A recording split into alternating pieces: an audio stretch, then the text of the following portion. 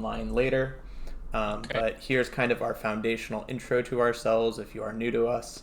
So we really aim to support conversations across different people and players in the field of energy storage and kind of speak the unspoken tribal knowledge of battery science. Things you aren't going to see in a lab, things you probably can't get online. And we'll try to share some confidential lessons learned, but as you can understand, we are very adverse to litigious events, so we will try to toe the line as best as we can, but not do anything crazy. And then lastly, and as of course, everything here we show is mostly publicly available information, and the opinions expressed really are solely ours and ours alone. So we recommend you also do your own research, but we are here to help maybe start that and be the catalyst.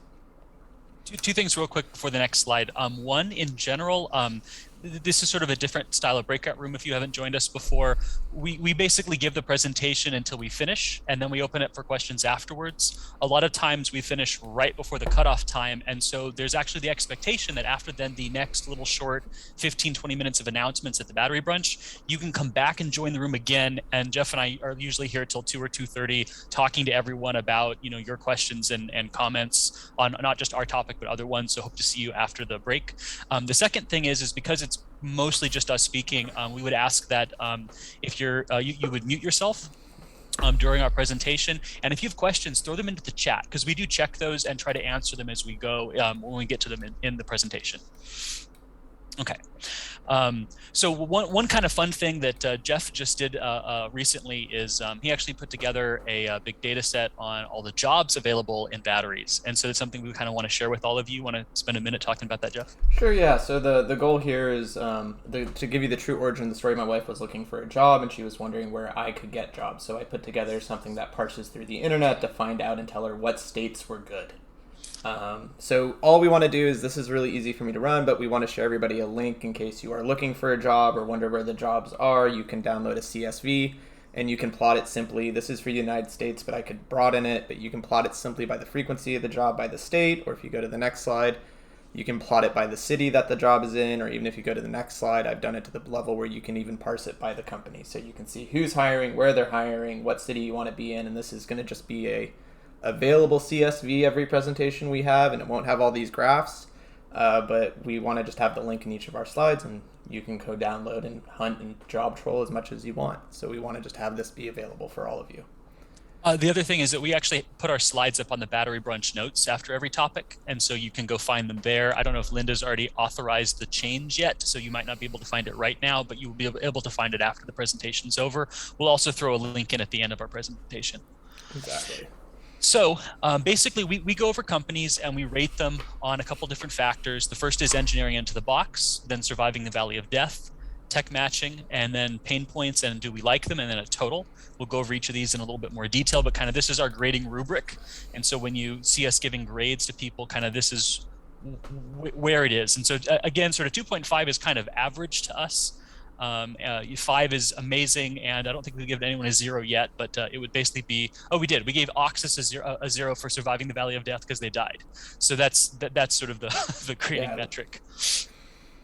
So the first one is surviving the Valley of Death. And for those of you that are not familiar, we've given a talk on this before, but basically it's, where are you in this wonderful peak here between early research and development, trying to actually launch your product, funding the commercialization and the industrialization of your factories and everything else, or your partners, actually selling your product, and then trying to get over here and break even, and then somehow get up here and be a profitable company. There's a lot of ways to do this. A couple notes are in here, but we'll talk about those grades when we get to them.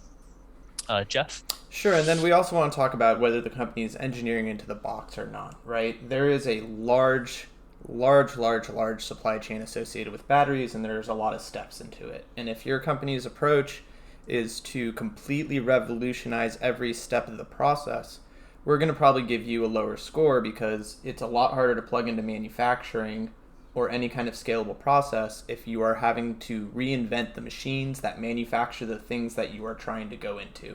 A great example of this, and it would be solid state. They are having to reinvent a lot of the manufacturing processes while also trying to perfect and reinvent a material and make it scalable. Generally, companies that are on the high side of this are going to be ones that have a very easy path to going into, say, a pre-existing gigafactory, right? Those companies will basically be kind of a plug and play. They stay with standard slurry formulations, et cetera, et cetera. Going on? Okay. I think there we go. So next one is pain points. And for us, what that basically means is it's the difficulty of transferring your technology from the original scale, the bench scale, lab scale, early pilot scale, actual pilot scale, pre-production scale, and then commercialization. And, the difficulties in pretty much everything possible as you go from those early stages to the later stages. This could be from we make a really great particle on a 10-gram level to can you make the same particles on a multi-ton level and have them do the exact same thing, right? So that's kind of what we get into pain points here. It's not so much does it plug in? It's more of, hey, they need to figure out scale because they haven't, one, they got to change the equipment, and then two, they got to figure out how to produce this thing over and over and over again in a homogeneous fashion. Okay, and the next one is matching technology to market, debunking the silver bullet. Something you'll see very commonly in the battery industry is people say that, our battery can go into everything, and usually that is not the case. Chemistry, not your marketing, dictates what markets your battery is going to go into.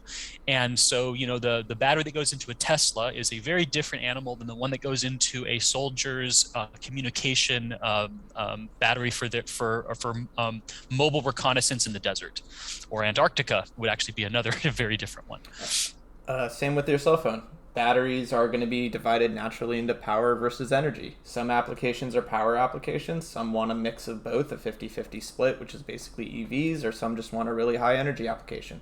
Current draw isn't going to be crazy. Wearables is a great example of a low power application, right?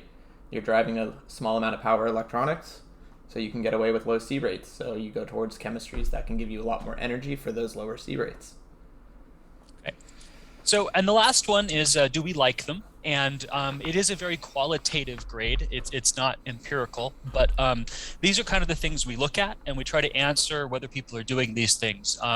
Do they have valid cell cycling conditions? Is it at reasonable temperature and rate and compression? How overhyped are they? Do they have reproducible cell data sets, particularly large data sets, particularly for multi-layer cells? Are they using theoretical calculations to get their energy densities, or are they using actual cell weights of things they've produced? Are they not quietly changing a bunch of stuff in the background between different sets of information and different things that they talk about they can do, AKA you make one cell that has high power and one cell that has high energy. And so you say, I have a high power, high energy cell. And then also when they quote costs or long-term plans, they actually put in everything required, the equipment, the labor, the timeline, not just the cost of the raw materials used. Also, one of the big ones you see is that people are comparing their current results against, really old state-of-the-art results, things that are 5, 10, 15 years old. And obviously what you have now should be better than that, but keep in mind, the same people with those 15-year-old results are also much better now. So you really should be comparing apples to apples with what people are doing today. And then the last thing is just how much substance is there to what we can find for you online versus just what it says in your PowerPoint, and how kind of, how much justification we can find for the actual data you've provided. Okay. Jeff, you want to get this one? Yeah, so this is also this is something we tend to get a bunch of adjacent industries in our talks, and we usually get asked questions from investment groups on what they should be going. So this is kind of our 10 questions we think everybody who's investigating or in close talks with a battery company should be, especially if they're an early stage startup, right? For example, translation of what the C rate of 1 is to an actual milliamps per centimeter squared, such that you can figure stuff out, right? Translation of the total capacity. What did they rate their cells at when they show you graphs? All that stuff. And then also we recommend that the battery companies that are in this call, this is the data you have ready, such that if anybody comes knocking on your door, you can easily present it to them and just say, hey, this was made in coins or prismatics or cylindricals. Here's all the stuff.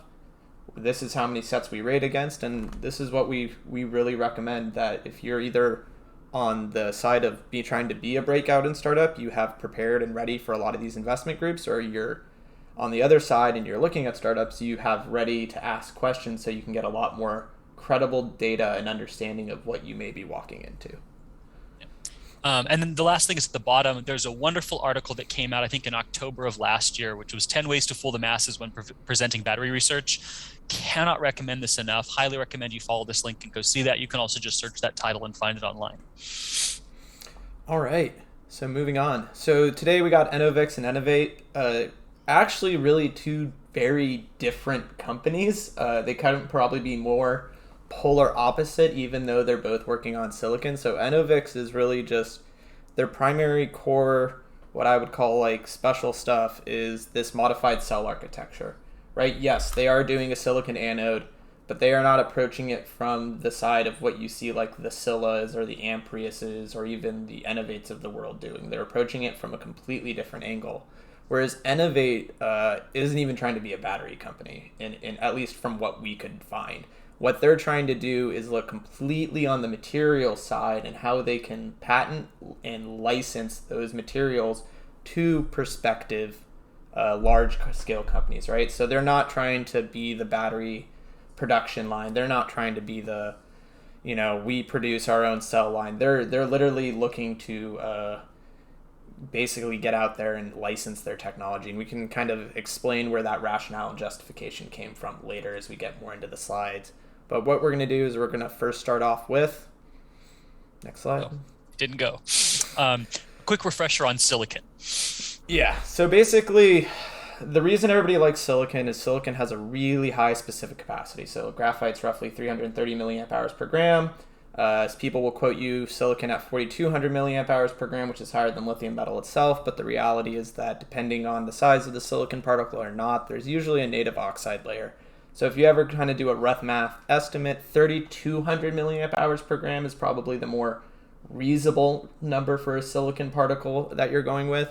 But the biggest here, right, as you bring silicon in and the more lithium you can put per silicon, you're going to get a density change, which means you inherently have to deal with a volume change. So we look upwards to expansion of about 400%. Why is this bad? The reality is that when you're casting a slurry on a table and you're mixing particles together, the odds of you making a perfectly homogeneous mixture on the anode of all these small silicon particles and not having two nanoparticles or two macro-sized particles bunt up into each other is so exceedingly hard and rare that the odds are you're going to get into this effect called self-pummeling. Essentially, two particles next to each other in the silicon anode are going to try and expand. They're going to bunt into each other. As they bunt into each other, they pummel each other, breaking up the two particles. When those two particles break up, they express fresh, unpassivated surfaces that the electrolyte will now decompose against. Once that electrolyte starts to decompose, you reduce the effective liquid electrolyte within the cell, creating more impedance in the cell, also damaging the conductive network around those particles, inducing even more impedance, and you kind of get this self-compounding factor that leads to really high energy density numbers at the start, but very quick declining cycle life and poor utilization of the silicon.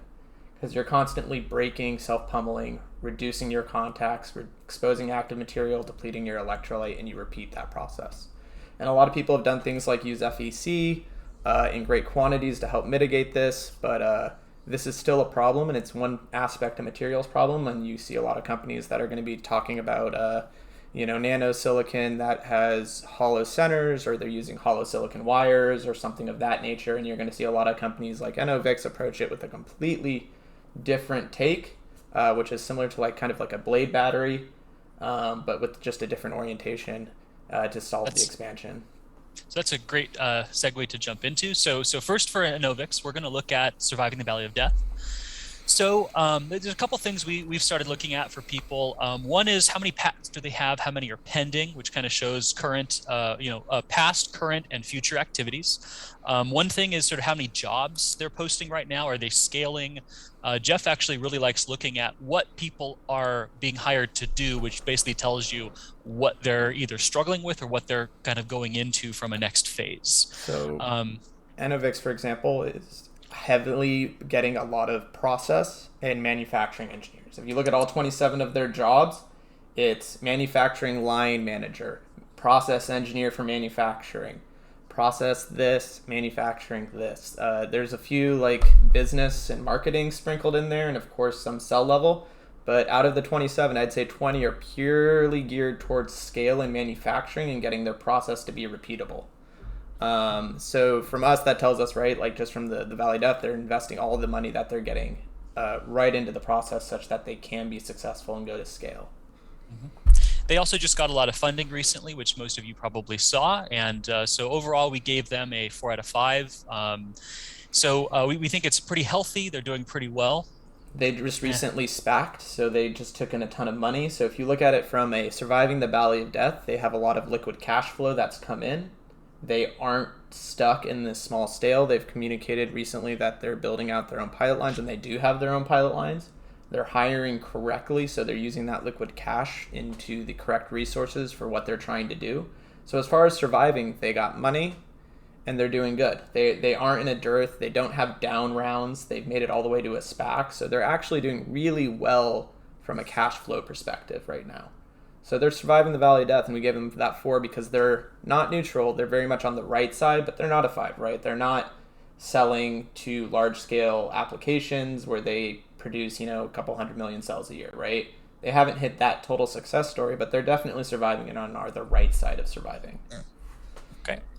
So let's jump into kind of their secret sauce and engineering into the box. So one of the neat things about Enovix is that you can actually go up on their website and see a lot of their different cell spec sheets. And you'll see that they're actually making things very specific for different markets that you can go look at and see that, for example, this one, which is going, I believe this is the one going into consumer electronics, right, Jeff? Yep.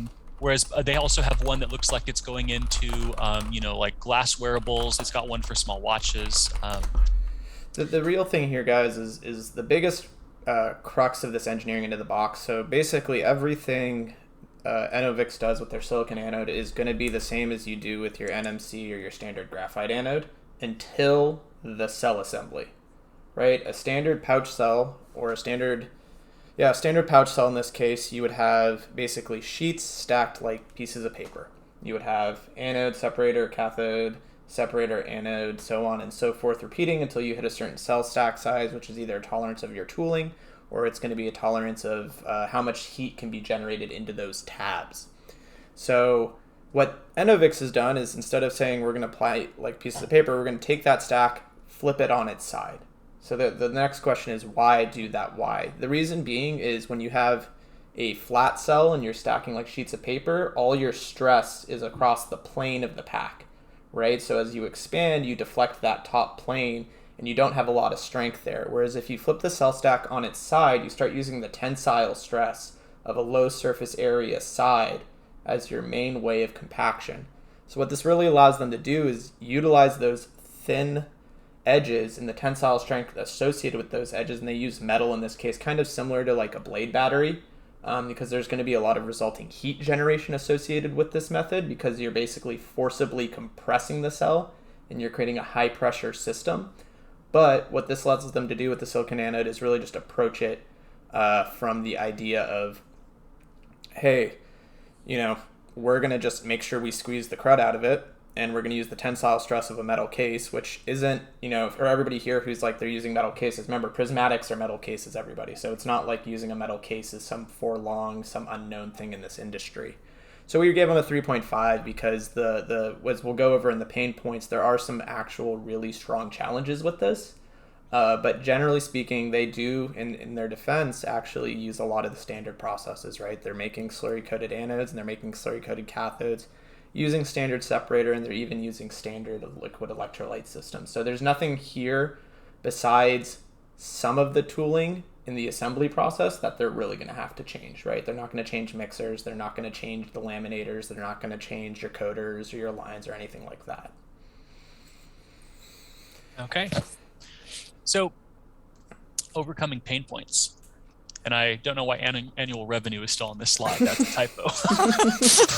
It was a pain. No, I'm just kidding. The big pain point for them is most of us are very familiar with the separator misalignment in the LG or the Chevy Bolt batteries that we have had. We had it again, I think, in the Samsung phone fire, right, Aubert? Correct me if I'm wrong.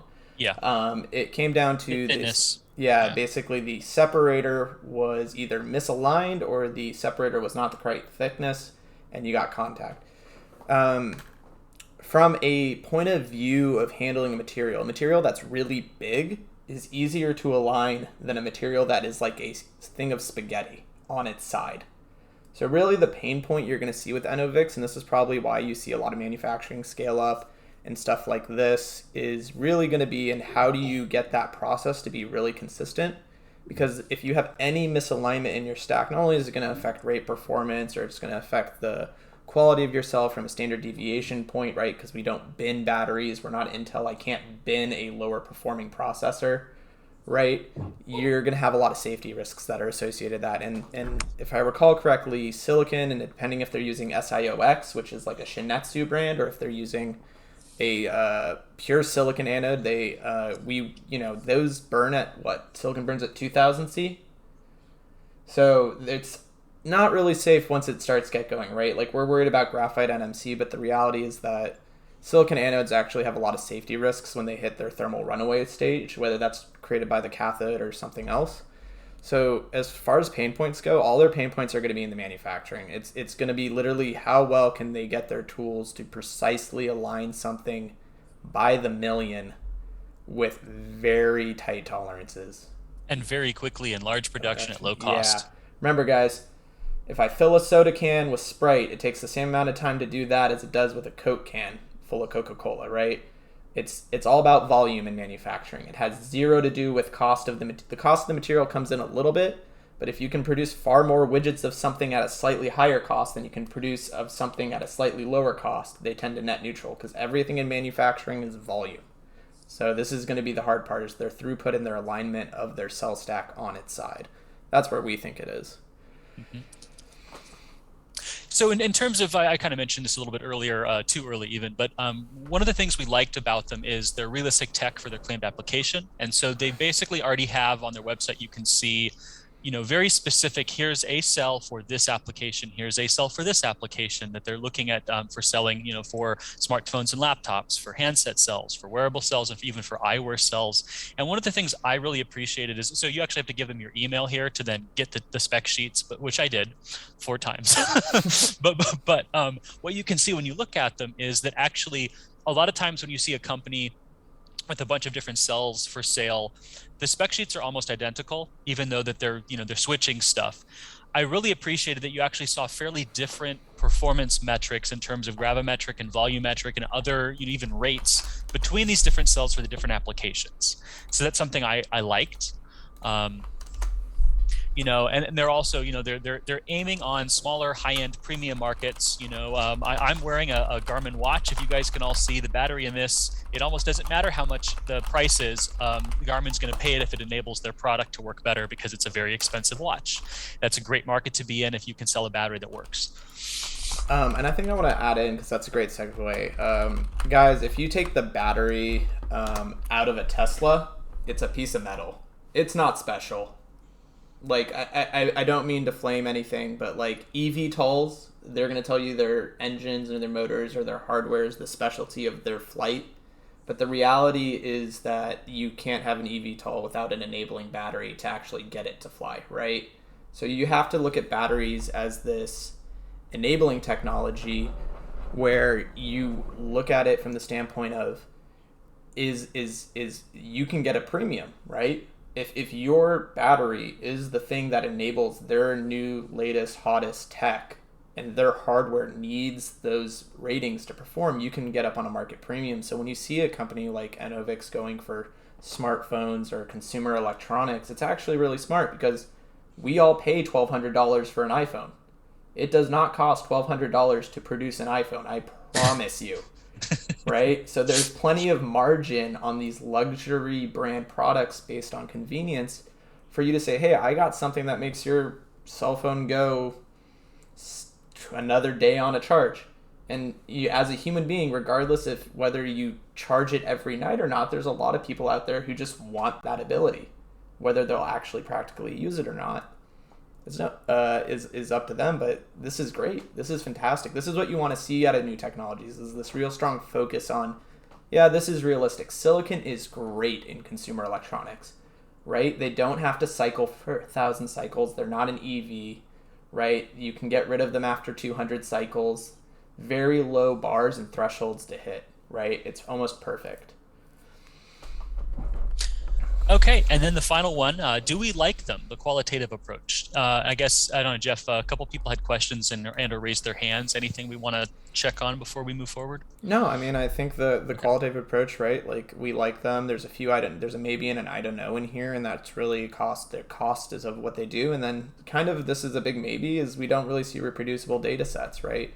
The reality is that, you know, a lot of people don't do this one, so this is usually a category that is usually not found because people don't, or companies don't want to plot 10 cells against each other. Usually it doesn't make them look good. That is the truth of the matter on that one. So 2 more people raised their hand. Jeff, you want to just check the chat real quick?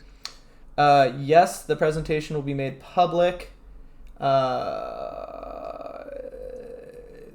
Batteries. Archer Aviation. So Archer does not make their own batteries, everyone. It's gonna be mainly, they're more of like a system integrator, so they'll be looking to see what's on the market and then how they can leverage. Remember, just because you don't make your own batteries does not mean that there isn't energy density gains to be had elsewhere in the system. We all think of energy density as like a cell level component. It is not. It is a pack level when it goes into an application that requires multiple of them. And current, I think it was mentioned earlier in the talk, current battery pack level energy density is about 230. But to give you an example, LG Chem MJ1 battery, it's got about 275 watt hours per kg.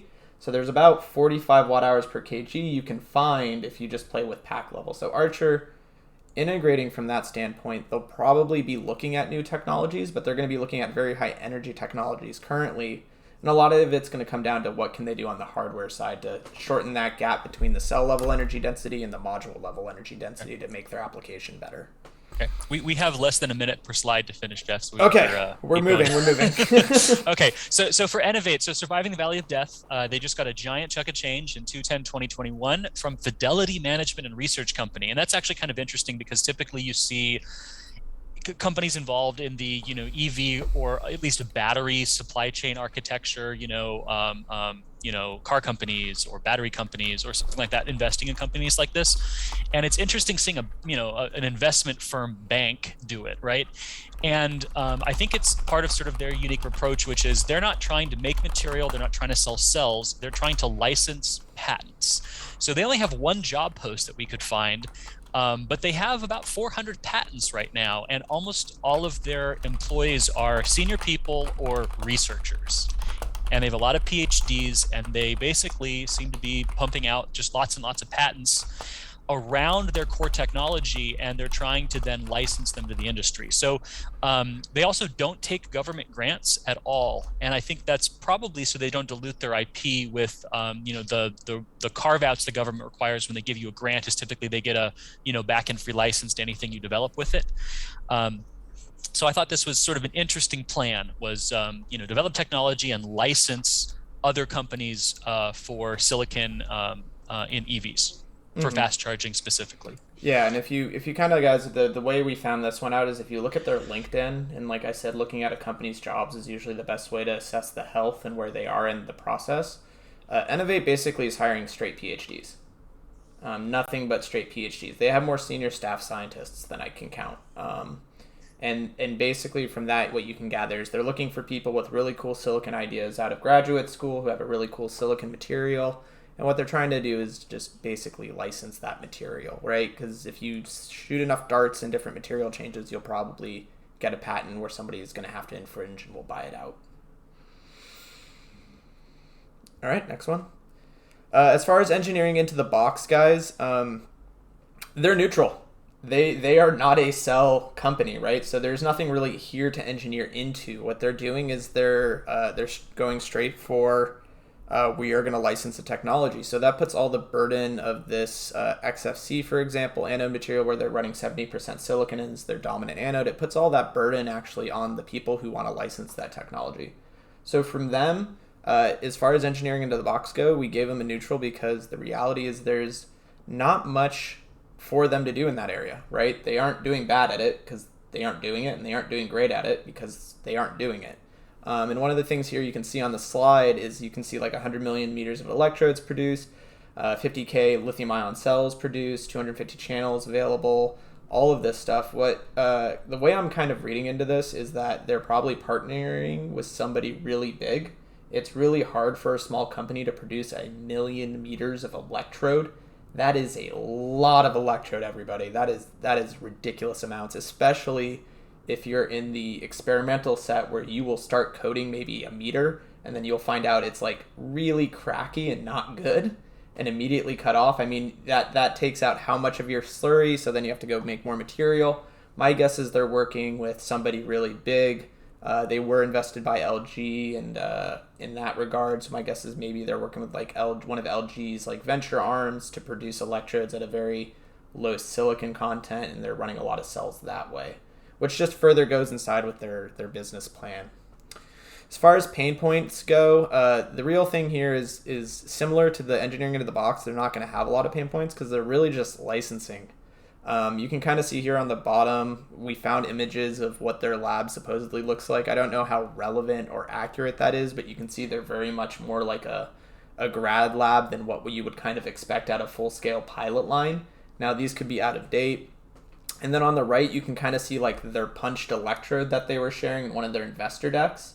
And you can see it's really a super dense but non-uniform electrode. From a manufacturing standpoint, guys, this would never pass. You basically want to be flat because you want to avoid localized voltage changes at the electrode level, right? If you're basically pushing your voltage window tolerances a lot of the time in some of these cell applications to the maximum amount of energy you can get out of it. But that's the aggregate energy or the average energy of the total cell, not the local. So having kind of a rough electrode like this where you get localized voltage minima and maxima really punishes your electrolyte and your anode, or your electrode in that case. This could be, if you had a rough cathode, you'd have the same problems, but it really punishes those areas and creates hot spots which lead to early failure. As far as realistic tech, Aubert, you want to go on this one? Sure. So basically, we could not find we could find images of batteries they say they can make with the amp hours and the watt hours, and we can see that they have charge curves at different rates. We can't find any cycling data anywhere, and really, we typically grade people on the material they're making or the cells they're making, and it's harder to do here. But really, their tech is we made something and we're licensing it. And so their technology really is the patents, right? That's what the technology is that they're trying to push. And they've got a lot of them, and they're producing more and more. And so we gave them above average because even though it's hard to make money in licensing, it does take away a lot of the difficulty. And it is it's a realistic approach for what they're doing, right? We develop patents around silicon, we control the market, we force big companies to use our stuff either because it works better than other people or because they have to because we patented the entire space, and then we make money. And so, it's not something that we think is spectacular, but I think it's above average. So we gave them a 3. And last, I guess one more thing. This is something else we really appreciated that they had is, a lot of times people are like, great, we invented something, will be commercial in 3 to 4 years. That is not how it works. For batteries, it's like a 10 to 15 year lifetime from when you have the idea and you first try it and it works in a lab until you think you're actually going to get commercial. So I actually really, really like that they have this, and I wish more people kind of had this, not how long it's taken them to do something, but from the perspective of how realistically how long it takes before you can get a new technology into actual products, let alone mass produced electric vehicles for, hundreds of millions of vehicles by 2025, right? 10 to 15 years seems really realistic if you're talking about lithium ion, everybody, right? You produce, especially if you're trying to produce it from the materials level, you will shorten your time scale depending on where in the process you're trying to inject your new technology.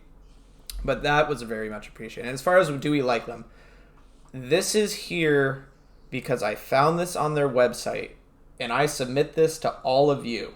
if you can all figure out how to interpret that their battery has a reserve energy reservoir that you can magically tap into to get more power, I please explain this to me, because the scientist in me is utterly bewildered by this reserved energy e-boost feature built into a battery.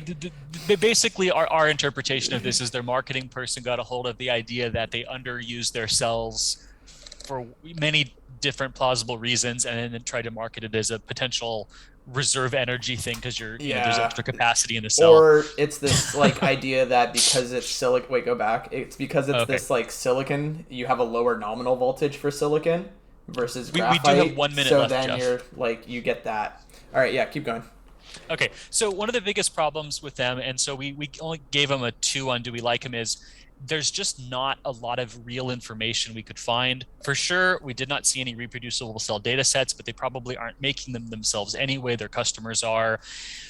It seems like there's more marketing than substance in a lot of their stuff, but honestly, for most of the questions we asked, we just could not find the answers in public information online, which I think is somewhat intentional on their part because they're really, they're developing patents and they're trying to license. They're not trying to publish how they're doing stuff or success stories. They want to sell it to people, right? Mm-hmm. And we got 15 seconds left. So here's the grading we gave to both of these.